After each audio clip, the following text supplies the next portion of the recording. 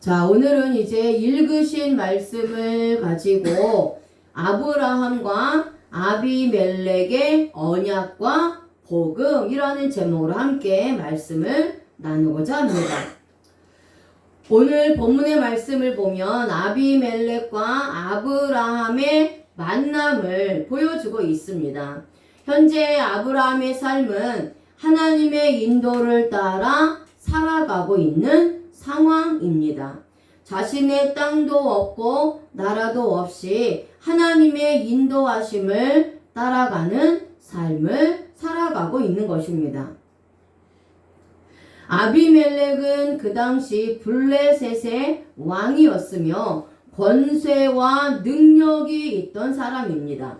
아비멜렉은 아버지는 왕이시다 라는 뜻을 가지고 있습니다.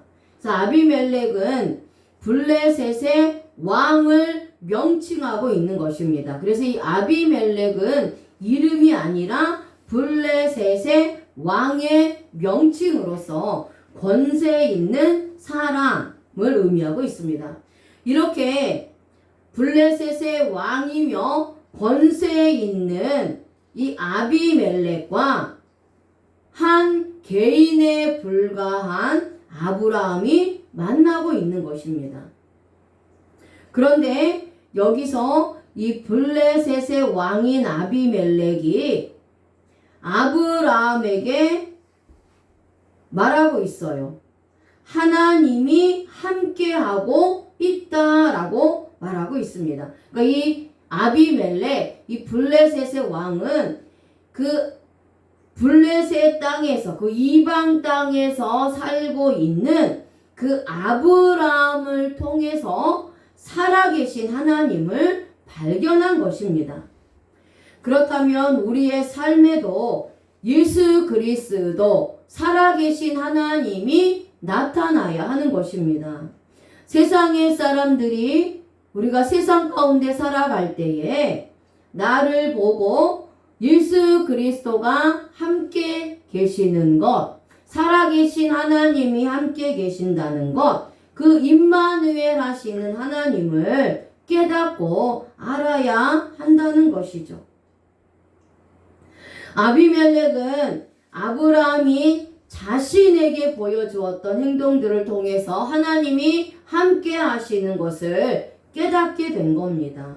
이처럼 우리들도 예수 그리스도의 삶을 살아서 세상 사람들 앞에서 우리가 하나님과 함께 하고 있다는 것, 하나님이 우리와 함께 하고 있다는 것, 예수 그리스도께서 우리와 함께 하고 있다라는 것을 나타내 주어야 한다는 것입니다.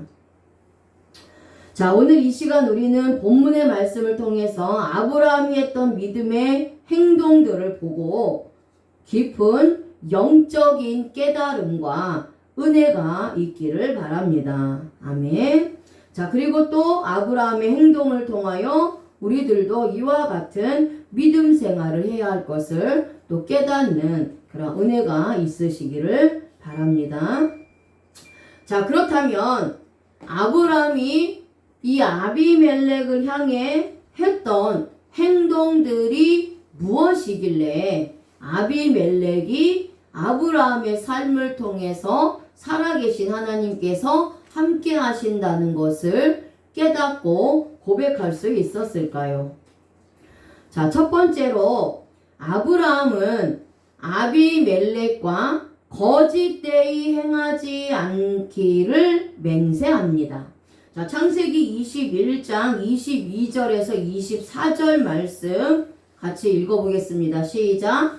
그때에 아비멜렉과 그 군대 장관 비골이 아브라함에게 말하여 이르되 내가 무슨 일을 하든지 하나님이 너와 함께 계시도다. 그런즉 너는 나와 내 아들과 내 손자에게 거짓되이 행하지 아니하기를 이제 여기서 하나님을 가리켜 내게 맹세하라. 내가 네게 후대한 대로 너도 나와 네가 머무는 이 땅에 행할 것이니라. 아브라함이 이르되 내가 맹세하리라 하고. 아멘. 자, 블레셋 왕인 아비멜렉과 그 군대 장관이 아브라함을 찾아와서 아브라함에게 맹세를 요구합니다. 아브라함이 하는 모든 일에 하나님이 함께 하고 계시니 자신의 아들, 자신의 손자에게 거짓되이 행하지 않기를 하나님께 맹세하라. 그러면 자신이 통치하는 땅에서 같이 살 수 있다. 이렇게 말하고 있는 것입니다. 여기서 내게 맹세하라 라는 단어인 히브리어 샤바는 맹세하다, 엄명하다, 서원하다 라는 뜻입니다. 자, 명령법을 사용하여서 이것은 아비멜렉이 아브라함에게 일방적으로 명령하는 것이 아니라 이제 강청을 하는 명령법입니다. 그래서 아비멜렉은 아브라함에게 맹세해 줄 것을 강청하고 있는 거예요. 이것은 아브라함, 네가 섬기는 하나님께 서원하라는 것입니다. 아비멜렉은 아브라함과 함께 하시는 임마누엘의 하나님을 보셨기 때문에 맹세를 시킨 거예요. 왜냐하면 아브라함이 말하는 모든 것이 이루어지기 때문입니다. 그래서 저와 여러분들도 세상 사람들에게 나와 함께 하시는 예수님, 나와 함께 하시는 하나님을 보여주어야 하는 겁니다. 하나님이 나와 함께 하고 있다는 사실을 깨닫게 되면 세상의 어떠한 권력자들도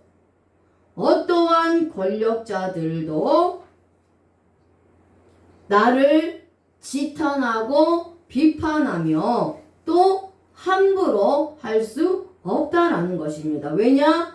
우리와 함께 하시는 하나님이 힘이고 능력이 되시기 때문에 우리와 함께 하시는 하나님을 저들도 보기 때문에 우리에게 함부로 할 수가 없다라는 겁니다. 이것이 복음의 능력이에요. 복음의 능력.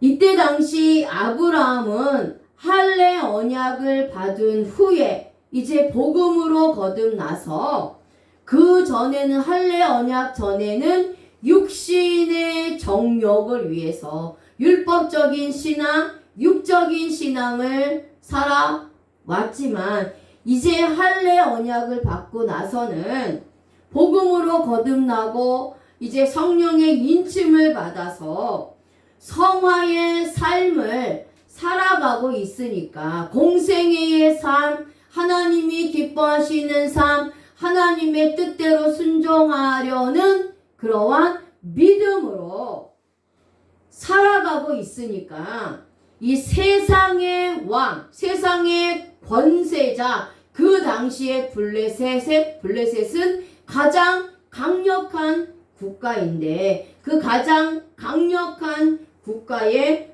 왕인 아비멜렉이 하나님이 아브라함과 함께하고 있는 것을 보았다라는 거예요.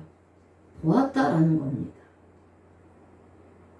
그래서 우리 예수 그리스도를 믿는 성도들, 이 그리스도인들이 세상에서 아브라함처럼 예수님을 닮아가는 행동을 하고 하나님의 뜻에 순종하면서 영적인 삶, 공생애의 삶, 하나님을 기쁘시게 하는 그러한 삶을 살아가면 세상 사람들이 나를 통해서 나와 함께 하시는 예수님, 그 하나님을 보게 되고 알게 된다는 겁니다.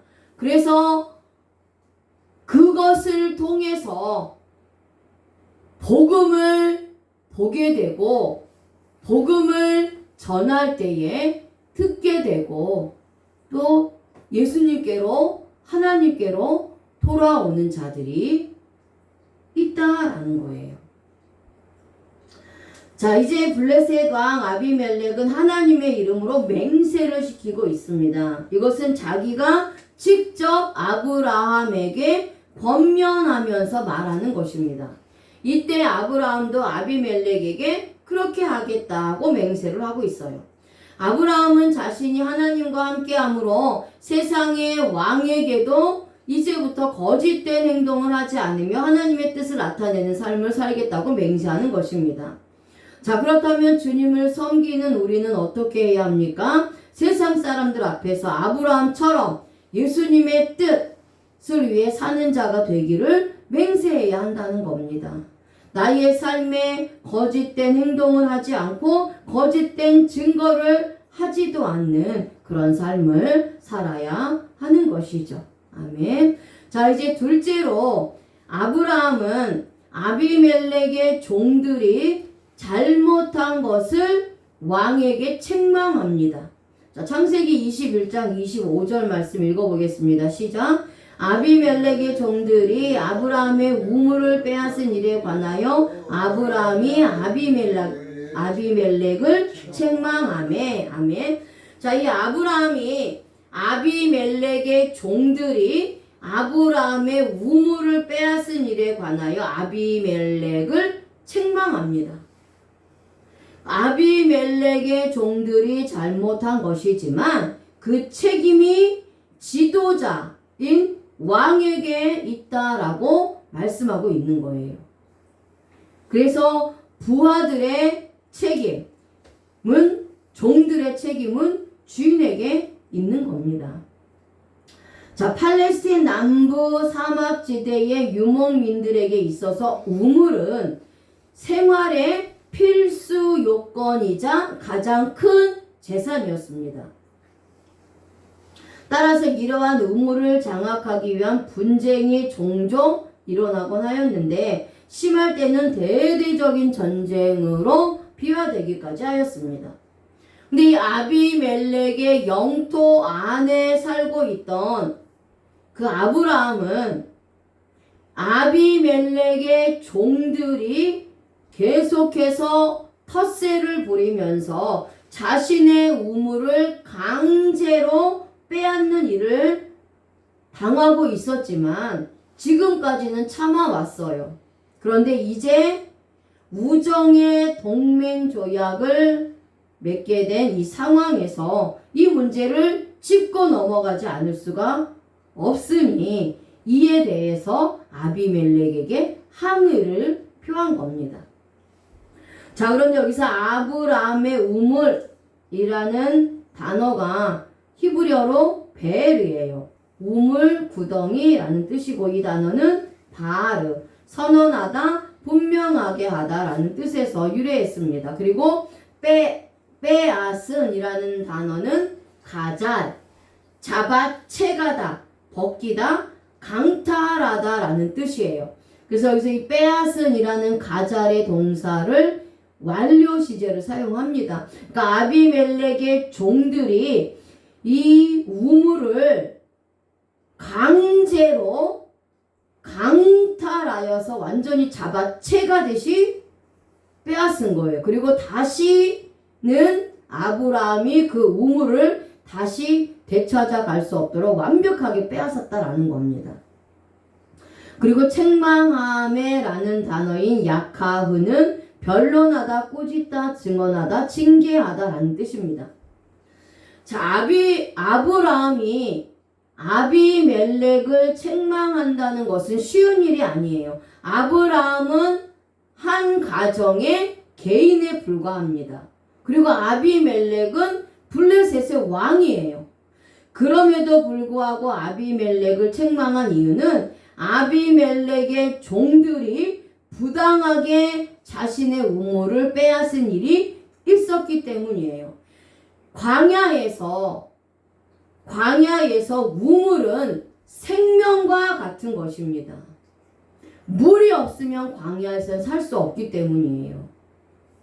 그런데 이 아비멜렉의 종들이 이 아브라함의 우물들을 빼앗아 간 거예요. 이것은 아브라함과 아브라함의 가족들의 생명을 끊어버리겠다라는 겁니다. 물을 마시지 못하게 하여서 그 블레셋 땅에서 죽게 만들고자 하는 의도로 우물을 강탈했다는 거예요. 그래서 이것에 대해서 아비멜렉에게 아브라함이 책망하고 있는 겁니다. 자, 그런데 이 아브라함이 아비멜렉의 종들이 우물을 빼앗아 간 것에 대해서 책망한 것에는 영적인 의미가 있다라는 거예요. 자, 영적으로 우물은 구원의 복음, 즉 생명을 의미합니다. 자, 이사야서 12장 2절에서 3절 말씀 같이 한번 읽어보겠습니다. 시작. 보라, 하나님은 나의 구원이시라. 내가 신뢰하고 두려움이 없으리니 주 여호와는 나의 힘이시며 나의 노래시며 나의 구원이심이라. 그러므로 너희가 기쁨으로 구원의 우물들에서 물을 기르리로다. 아멘. 자, 이사야 선지자는 말씀을 선포하고 있습니다. 하나님은 나의 구원이시며 나의 힘이시며 나의 노래라고 말씀을 합니다. 그러면서 너희가 기쁨으로 구원의 우물들에게서 물을 기르게 될 것이라고 말씀하고 있어요.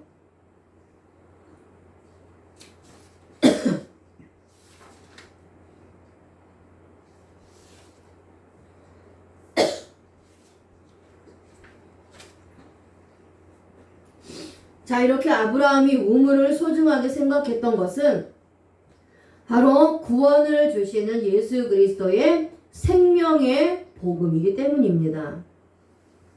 그래서 이 우물은 영원히 솟아나는 샘과 그 샘과 같은 것이에요. 그래서 우물 곁에서 사마리아 여인이 예수님을 만납니다. 그래서 영원한 십자가 복음, 마르지 않는 생수, 영원한 생수가 되시는 예수 그리스도를 만나서 영적인 생명을 얻게 된 거예요. 그래서 고대 근동의 유대인들에게 우물은 생명입니다. 생명. 구원이에요. 구원. 그래서 아비멜렉의 종들이 아브라함으로부터 우물을 빼앗아 갔다는 것은 세상 사람들이 이 생명의 근원이 되는 복음을 강제로 강탈하여 빼앗아 간 것을 의미하고 있습니다. 지금도 아비멜렉의 종들과 같은 자들은 이 복음을 소유하고 있는 자들이 복음을 지키지 못하도록, 복음을 전하지 못하도록 고통을 주고 빼앗아 가고 생수가 되시는 예수 그리스도를 모욕하고 생수의 우물, 복음의 말씀을 먹지 못하도록 한다라는 것입니다.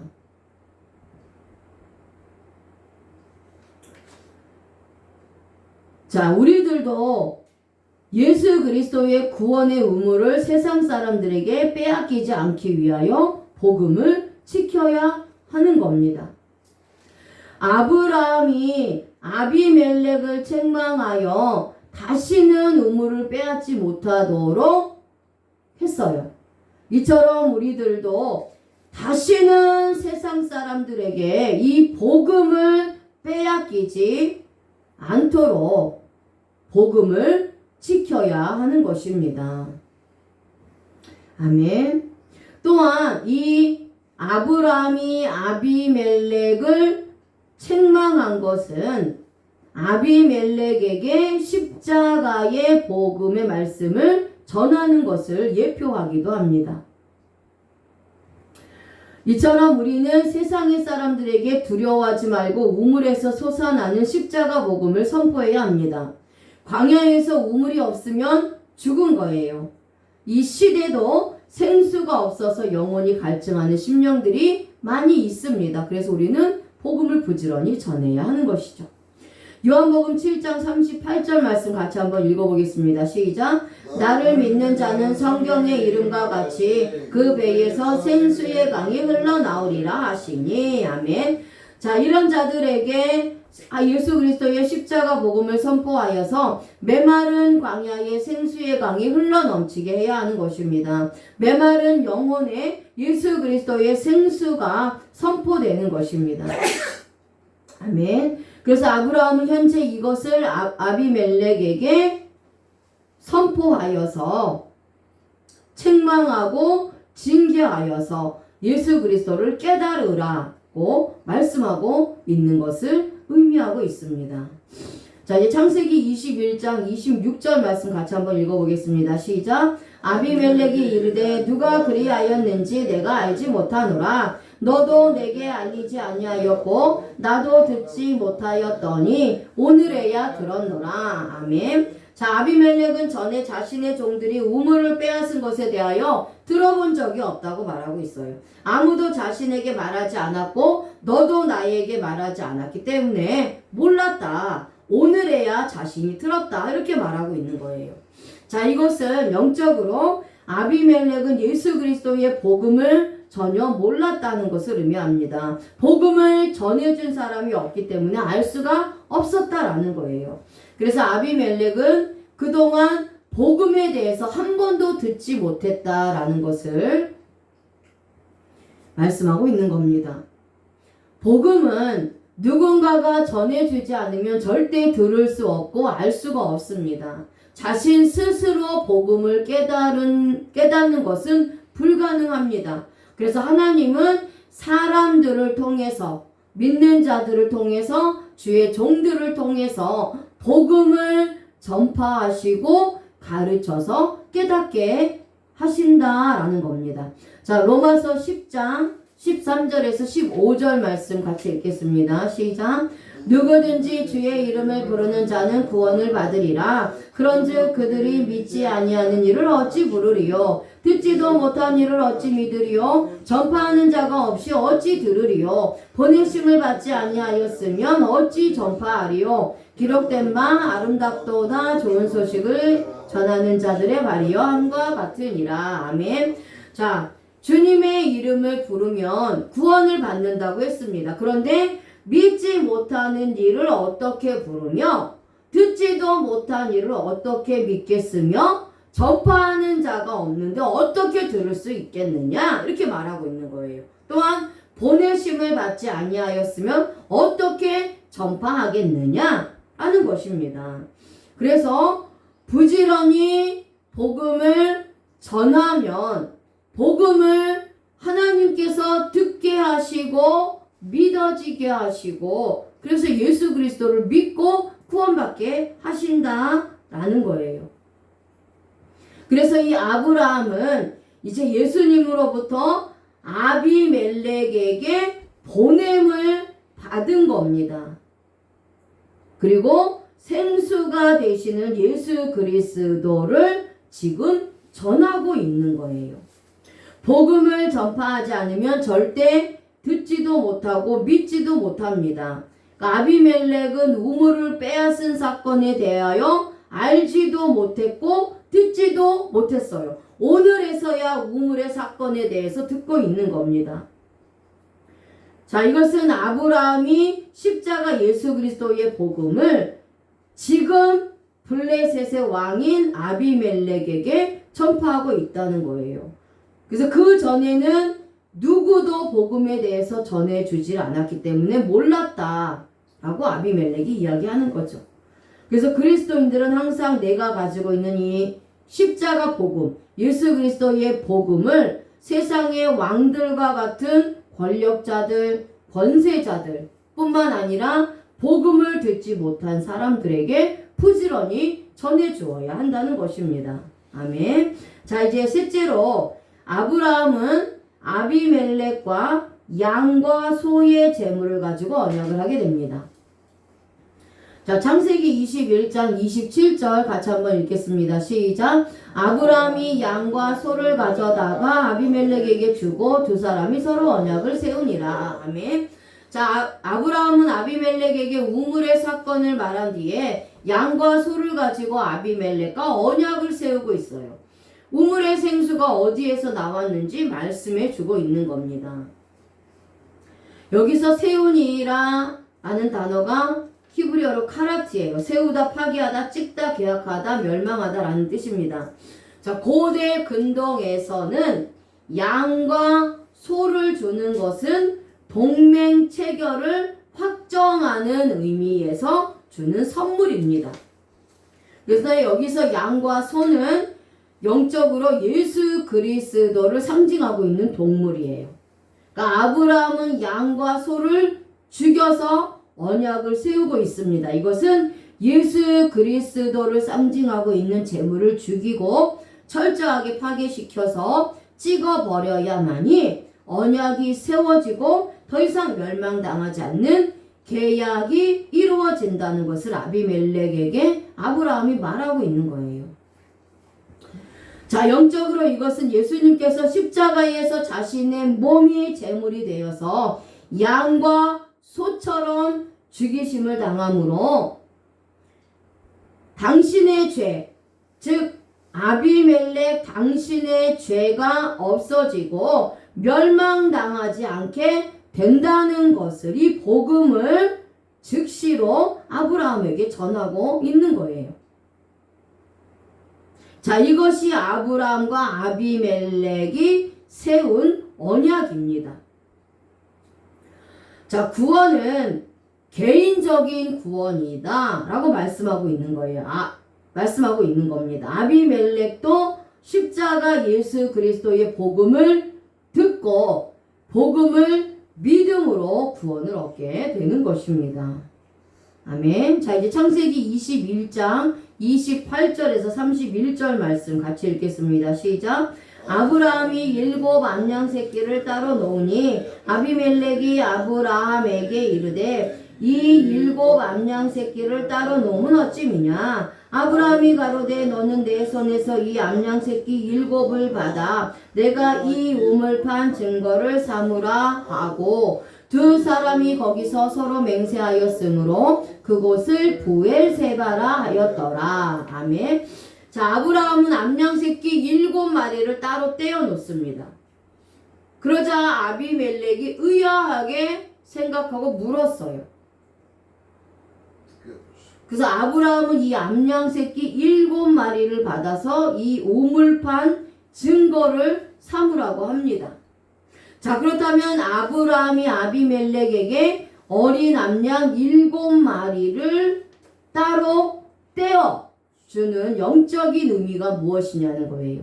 자, 7은 완전한 것을 나타내고 있습니다. 그리고 암양은 예수 그리스도를 상징하고 우물은 생수를 주는 복음을 상징을 합니다. 그래서 아비멜렉에게 이 우물판 증거로 암양 새끼 7마리를 준 것은 십자가에서 제물이 되신 예수 그리스도의 언약을 상징하고 있어요. 어린 양을 줌으로 인해서 우물에서 나오는 영원한 생수를 증명해 주는 것이고 이 증거로 어린 양 되시는 예수 그리스도를 주어서 십자가에 달리신 예수 그리스도께 맹세시키는 것을 의미하고 있어요. 아브라함은 아비멜렉에게 십자가 복음을 선포한 것입니다. 이 우물에서 생수가 나오는 것은 예수 그리스도의 십자가 고난이 있었기 때문에 가능했다라는 것을 아비멜렉에게 가르쳐 주고 있는 겁니다. 그래서 우리가 지금 이 우물이 우리의 육적인 생명을 위해서 반드시 필요하고 우물을 통해서 우리가 마실 수 있는 생수를 공급받는 것처럼 영적으로 메말라 있고 죽어 있는 당신 위해서 예수님께서 친히 십자가에 못 박혀 죽으심으로 말미암아 마르지 않는 생수, 영원히 고갈되지 않는, 계속해서 마실 수 있는 그 생수가 되어 주신다. 그래서 그 예수 그리스도를 믿으면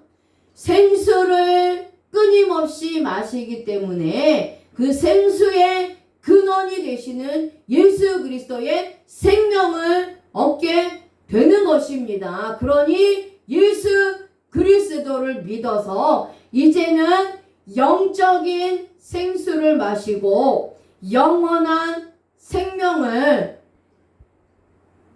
얻기를 바란다 라고 아브라함이 블레셋 왕인 아비멜렉에게 말하고 있는 거예요. 그러면서 어린 양 7마리를 따로 떼어 놓으면서 바로 예수 그리스도께서 이러한 일을 당신을 위해서 했다. 당신을 위해서 십자가에서 고통을 받으면서 이러한 생명의 은혜를 주셨다. 라고 아비멜렉에게 가르쳐 주고 있는 거예요. 그래서 누구든지 어린 양이 되시는 이 예수 그리스도를 믿지 않으면 절대로 살 수가 없습니다. 이렇게 말하고 있는 거예요. 자, 이 암양 새끼 7마리를 따로 떼어 놓아서 우물판 증거를 삼으라고 언약을 한 것은 예수님께서 십자가에서 선포하신 가상 7원과 연관이 있습니다.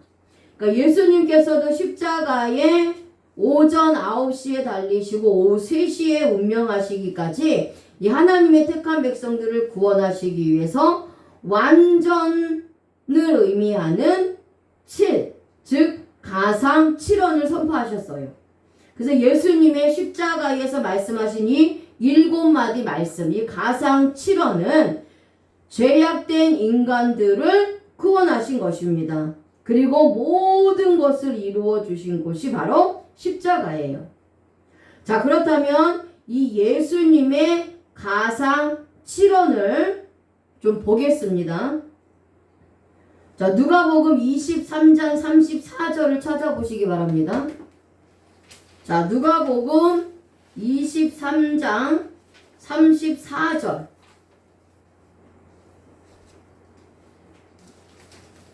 자, 누가복음 23장 24절 말씀. 23장 24절 말씀. 자, 먼저 킹 제임스 성경으로 보겠습니다. 제가 가지고 있는 성경 신약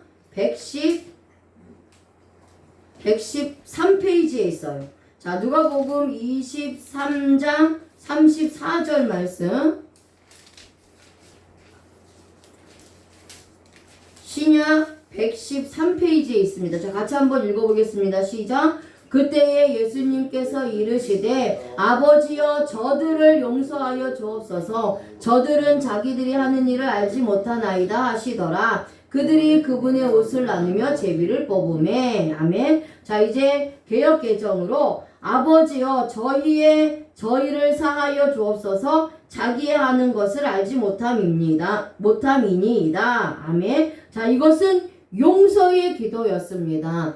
아비멜렉의 종들이 아브라함의 우물을 뺏어서 실제적으로 아브라함의 목숨, 아브라함의 생명을 빼앗으려고 했던 건 그 종들의 주인인 아브라함 당신의 죄입니다.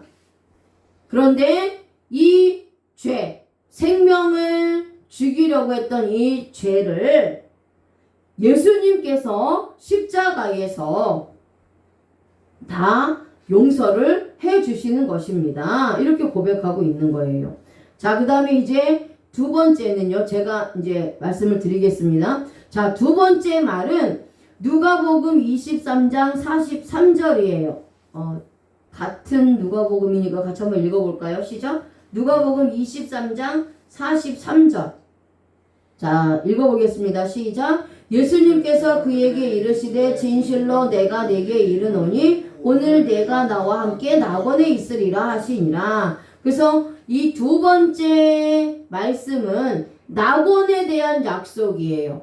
그래서 죄가 없어야 천국을 갈 수 있는데 모든 사람들은 아담의 원죄로 인해 죄로 태어났어요. 의인은 없나니 하나도 없다. 근데 이 죄 문제를 해결해야 천국에 갈 수 있는데 예수님께서 십자가에서 못 박혀 죽으심으로 인하여서 낙원에 대해서 약속을 해주셨다. 그래서 예수 그리스도를 믿는 자는 죽어서 낙원에 들어가게 된다. 예수님과 함께 낙원에 있게 될 것이다. 라는 것을 예수님이 실제로 선포해 주셨고 아브라함이 아비멜렉에게도 전하고 있는 거예요. 자, 그 다음에 세 번째 말은 요한복음 19장 26절에서 27절 말씀이에요. 요한복음 19장 26절에서 27절 한번 찾아볼까요?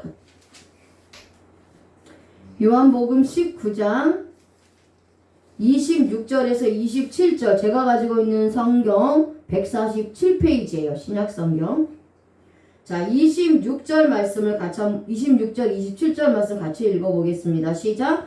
예수님께서 자기 어머니와 자기가 사랑한 제자가 곁에 서 있는 것을 보시고 자기 어머니에게 이르시되 여자여 당신의 아들을 보소서 하시고 그 뒤에 그 제자에게 이르시되 내 어머니를 보라 하시니 그때부터 그 제자가 그녀를 자기 집에 모시니라. 아멘. 자, 개역개정은 어머니 보십시오. 당신의 아들입니다. 보라, 내 어머니다. 이렇게 말씀하고 있어요. 자, 이것은 아들로서의 효도에 대한 말씀입니다. 자, 그 다음에 이제 넷째 말씀이 마태복음 27장 46절이에요. 넷째 말씀이 마태복음 27장 46절이에요.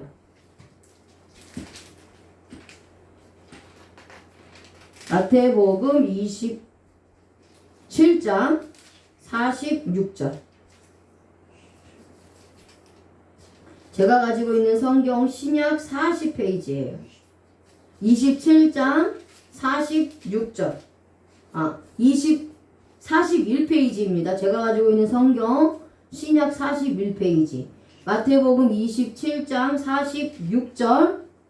자, 같이 한번 읽어보겠습니다. 시작. 9시쯤에 예수님께서 큰 소리로 외쳐 이르시되 엘리 엘리 라마 사박다니 하시니 그것은 곧 나의 하나님이여 나의 하나님이여 어찌하여 나를 버리셨나이까 라는 말입니다. 자, 개역개정에서는 엘리 엘리 라마 사박다니 번역하면 나의 하나님 어찌하여 나를 버리셨습니까? 예요. 자, 이것은 영적인 고민입니다.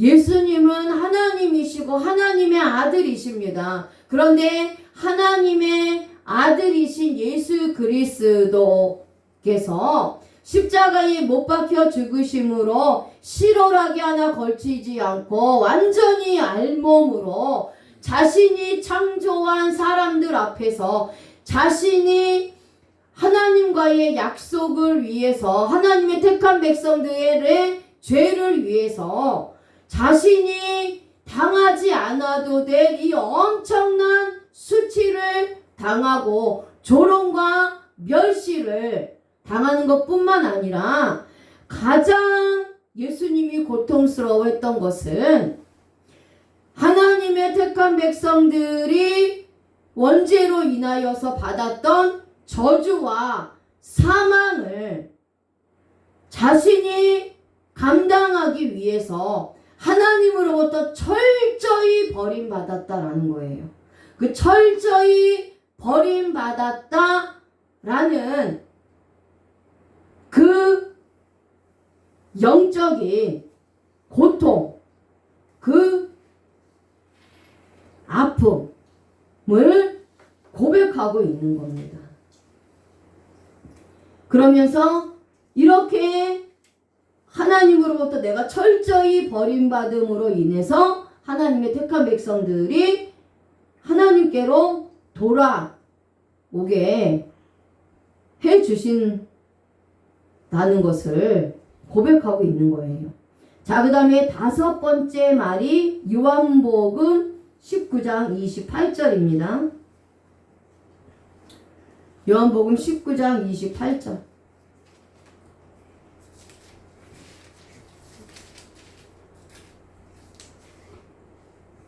147페이지예요. 자, 같이 읽겠습니다. 시작. 2일 뒤에 예수님께서 이제 모든 일이 이루어졌음을 아시고 성경 기록이 성취되도록 하기 위해 이르시되 내가 목마르다 하시니. 자, 개역개정에서는 목마르다 이렇게 말씀하고 있어요. 이것은 육신적인 고통입니다. 예수님은 하나님이시지만 육신의 몸을 가지고 이 땅에 태어났어요. 그래야 하나님의 택한 백성들, 육신으로 살고 있는 하나님의 택한 백성들의 영혼을 구원할 수 있기 때문이에요. 그래서 예수님은 우리가 느끼는 모든 고통을 친히 느끼셨다라는 거예요. 그래서 육신적인 고통, 육신적으로 목마르다라는 고통을 호소하고 있는 겁니다. 자, 그 다음에 여섯 번째 말씀이 그 밑에 있어요. 요한복음 19장 30절 말씀. 자, 같이 읽겠습니다. 시작. 그러므로 예수님께서 식초를 받으신 뒤에 이르시되 다 이루었다 하시고 머리를 숙이시며 숨을 거두시니라. 아멘. 개역개정에서는 다 이루었다 이렇게 말씀하고 있어요. 이것은 승리의 선언이었습니다. 승리의 선언. 이제 당신이 십자가에서 못 박혀 죽으시는 이 고통과 수치와 이런 엄청난 고난을 다 이름으로 인하여서 하나님의 택한 백성들을 원죄의 죄에서, 사탄의 죄에서 완전히 자유케 해주시고 사단의 머리를 박살내서 완전히 선포하셨다라는 것을 승리하고 있는 거예요. 그래서 예수님이 이미 십자가에서 승리해 놓으셨기 때문에 예수 그리스도를 믿는 자는 예수님 때문에 사탄을 이기고 죄를 이기고 승리할 수 있는 것입니다. 아멘. 자, 그럼 이제 마지막 일곱 번째 하신 말씀이 누가복음 23장 46절 말씀이에요. 누가복음 23장 46절 말씀입니다.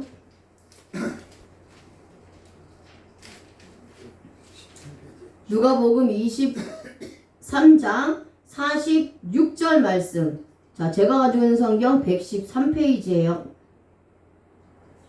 자, 읽어보겠습니다. 시작. 예수님께서 큰 소리로 외치시고는 이르시되 아버지여 내 영을 아버지 손에 맡기나이다 하시고 이렇게 말씀하신 뒤에 숨을 거두시니라. 아멘. 자, 개역개정에서는 아버지여 내 영혼을 아버지 손에 맡깁니다 이렇게 말씀하고 있는 거예요. 자, 이것은 최후의 신앙 고백이었습니다. 자, 이렇게 예수님께서 가상 7원을 하시고 돌아가셨어요. 자, 그렇다면 아브라함이 아비멜렉에게 우물을 판 증거의 그 싹스로 암양 7마리를 준 것은 어린 양 되시는 예수 그리스도의 십자가 복음을 아비멜렉에게 주었다라는 거예요. 그래서 아브라함은 아비멜렉에게 십자가에 달리신 예수 그리스도의 복음을 선포하고 있는 겁니다. 자, 이렇게 아브라함과 아비멜렉이 서로 맹세하고 그곳 이름을 부엘세바라고 이름을 지었어요. 자, 부엘세바는 베에르쉐바입니다. 자, 이 단어는 우물, 구덩이라는 뜻을 가진 베에르, 그리고 일곱이라는 뜻을 가진 쉐바, 이 합성어예요. 그래서 부엘쉐바는 7 암양 새끼로 맺은 맹세를 기념하는 명칭으로 7의 우물, 또는 맹세의 우물이라는 뜻입니다. 그래서 브엘세바에서 영원한 생수이신 예수 그리스도의 복음이 흘러나오는 것을 의미하고 있어요. 자, 네 번째로 아브라함은 브엘세바에 에셀 나무를 심고 영원하신 여호와의 이름을 불렀습니다. 자, 창세기 21장 33절 같이 읽겠습니다. 시작. 아브라함은 브엘세바에 에셀 나무를 심고 거기서 영원하신 하나님 여호와의 이름을 불렀으며. 아멘. 자, 아브라함과 아비멜렉이 서로 헤어지고 나서 아브라함은 브엘세바에 에셀 나무를 심고 영원하신 여호와의 이름을 불렀습니다. 영원히 지존하시는 하나님이 브엘세바에 함께 하시기를 원했던 거예요. 자, 하나님의 이름을 불렀는데 아브라함이 하나님의 이름을 불렀다라는 것은 하나님께 찬양과 예배를 드렸다는 거예요. 자, 그런데 자, 우리가 여기서 하나님의 이름을 부른 것을 통해서 아브라함의 신앙의 변화를 알 수 있습니다. 자, 먼저 할례 언약을 받기 전에 아브라함은 여호와를 지극히 높으신 하나님 엘 엘ion으로 불렀어요. 그런데 할례 언약 시에는 전능하신 하나님 엘 샤다이라고 불렀어요. 할례 언약을 하고 난 후에 하나님께서 이삭을 주셨잖아요. 그렇죠? 그러니까 이삭을 주신 하나님을 경험했기 때문에 전능하신 하나님 엘 샤다이라고 부른 거예요. 그런데 이제는 영원하신 하나님 엘 올람으로 부르고 있는 거예요. 그래서 이 엘 올람 영원하신 하나님은 자기 백성을 오고 가는 세대 영원히 돌봐주시는 분임을 고백하고 있는 겁니다. 자, 그래서 이 아브라함이 하나님의 이름을 부른 것을 통해서 이제 아브라함이 하나님에 대한 지식이 훨씬 더 깊어졌다는 것을 우리가 알 수 있다라는 거죠. 우리가 신앙생활을 하면서 하나님을 경험합니다. 그 하나님을 경험하는 사람은 모든 성도들이 다 달라요.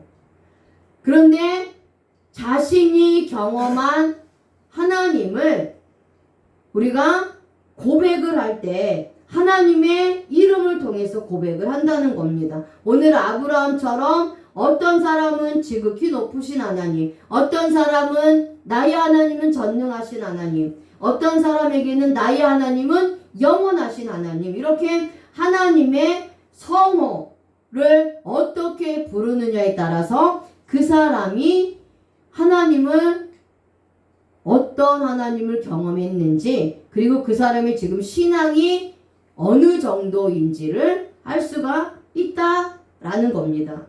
그래서 성도들 각자는 자신의 신앙에 따라서 자신이 경험한 그 하나님에 따라서 자신이 만난 하나님에 따라서 하나님의 호칭이 달라지고 있다라는 거예요. 자, 그렇다면 여러분들의 하나님은 어떠한 하나님이냐라는 것입니다. 자, 이제 마지막으로 아브라함이 브엘세바에 에셀 나무를 심었는데, 자, 그 의미가 무엇이냐는 거지요.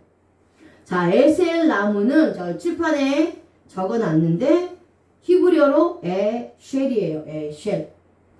자, 그런데 이 나무는 광야에서 많은 그늘을 만들어주는 나무입니다. 뿌리가 땅속으로 30m나 파고 들어간대요.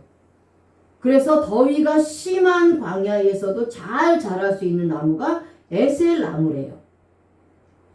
그러면서 아브라함은 이 에셀 나무를 심고 영생하시는 하나님을 불렀다라는 거예요. 영생하시는 하나님. 그러면서 영생하시는 하나님이라는 이 엘 올람은 마치 에셀 나무가 수분을 흡수하여서 이 나무는 입이 짜기 때문에 이 짠 성분이 공기 중에 있는 수분을 흡수한대요. 그래서 새벽에는 많은 이슬을 맺게 된다고 합니다. 그리고 낮에는 이슬 때문에 한낮에도 다른 것보다 10도 정도 온도가 내려간대요. 그래서 서늘하게 만들어주는 나무가 이 에셀 나무라는 거예요. 그래서 아브라함이 이 에셀 나무를 심고 영생하시는 하나님을 부른 것은 어떠한 이 더위, 이 광야에서의 삶 가운데서도 마치 에셀 나무가 계속해서 자라서 그늘을 만들어 주는 것처럼 끝까지 하나님의 백성을 돌봐주시는 분이다라고 고백을 했다라는 거죠. 자, 그러면 에셀의 히브리적 의미를 보겠습니다. 자, 에셀은 에쉘인데 히브리 알파벳 알레프, 쉰, 라메드 이렇게 세 개의 알파벳이 합쳐져서 이루어진 단어가 에쉘이에요. 자, 그리고 히브리 알파벳 알레프는 전능하신 하나님, 양손에 못 박혀서 죽으신 예수 그리스도를 의미하는 알파벳이에요. 그 다음에 쉰은 거룩하신 하나님을 의미하는 알파벳입니다. 그리고 라메드는 희생, 가르치다, 통제하다 라는 의미가 있는 알파벳이에요. 그래서 이 에쉘의 히브리적 의미는 전능하시고 거룩하신 하나님, 양손에 못 박혀서 십자가에 못 박혀 죽으시는 그 예수님께서 희생하셔서 진리의 말씀을 가르치고 삶을 통제한다는 히브리적 의미입니다. 자, 그래서 부엘세바에 아브라함이 에셀 나무를 심었다는 것은 신약에서 영원한 속죄를 이루어 주신 골고다의 십자가를 의미해요. 원죄에 빠져 죽었던 자들이 에셀 나무와 같은 십자가에서 예수 그리스도가 죽으시고 영원한 속죄를 이루어 주셨다라는 겁니다. 그래서 구원받은 백성들은 골고다의 예수님을 바라보면서 영원하신 하나님을 부르게 되는 거예요. 아브라함과 아비멜렉이 부엘세바에서 언약을 삼은 것은 예수 그리스도의 십자가 언약을 상징하고 있는 겁니다. 아비멜렉은 세상의 왕으로서 아브라함은 이 사람에게 복음을 선포한 거예요. 십자가의 생수를 전하여 구원을 받게 한 것입니다. 우리들도 구원받은 백성으로서 아브라함처럼 세상에서 힘있고 능력있고 권세 있는 자들에게 또 아직 예수 그리스도를 믿지 않는 자들에게 십자가 예수 그리스도의 복음을 선포하여 이들도 예수님을 깨닫고 주님 앞에 나올 수 있도록 해야 하는 것입니다. 아브라함은 에셀나무 밑에서 예수 그리스도의 진리의 복음을 전파하고 영원하신 하나님을 만난 겁니다. 맹세의 우물이 있는 곳이며 영원한 생수가 터져서 나오는 곳에 에셀나무를 심은 거예요. 우리도 에셀나무와 같으신 영생하시는 예수 그리스도를 전하고 그 예수 그리스도의 그늘 밑에서 안식을 얻어야 합니다. 세상에서 그늘 되어 주시는 분은 오직 예수 그리스도 한 분뿐이십니다.